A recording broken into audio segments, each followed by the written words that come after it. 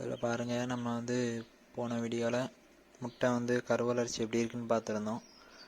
இப்போ பார்த்தீங்கன்னா குஞ்சு எல்லாமே ஓரளவுக்கு பொரித்து வந்துட்டு ஒன்று ஒன்றா வந்துட்டுருக்கு. இப்போ தான் மேக்ஸிமம் வச்ச முட்டையில் எல்லாத்தையும் குஞ்சு பொரிச்சிட்டு ஒரு 5 முட்டை பக்கம்தான் குஞ்சு பொரிக்காமல் இருக்குது. மற்றது எல்லாமே குஞ்சு வந்துட்டு மேக்ஸிமம் பார்த்திங்கன்னா வான்கோழி ஒரு 3-4 முட்டை பக்கம் வரல. அடுத்து ஒரு நாட்டுக்கோழி ஒரு 2-3 பக்கம் வராமல் இருக்குது. இன்குபேட்டர் நல்லா தான் இருக்குது, ஒன்றும் பிரச்சனை இல்லை. திருப்பி அடுத்த இதுக்கு நல்லா க்ளீன் பண்ணிவிட்டு அடுத்த செட்டு முட்டை வைக்கணும். அதை அடுத்த வீடியோவில் பார்ப்போம்.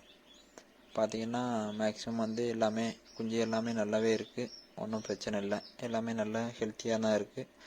அடுத்த வீடியோவில் இதுக்கு எப்படி ப்ரூடிங் போடுவோம் அப்படிங்கிற வீடியோ தான் வரும். அதையும் பாருங்கள். நிறைய வீடியோ நம்ம சேனலில் இருக்குது, உங்களுக்கு யூஸ்ஃபுல்லாக இருக்கும். உங்களுக்கு பிடிச்சிருந்தா சேனலை சப்போர்ட் பண்ணுங்கள். நன்றி, வணக்கம்.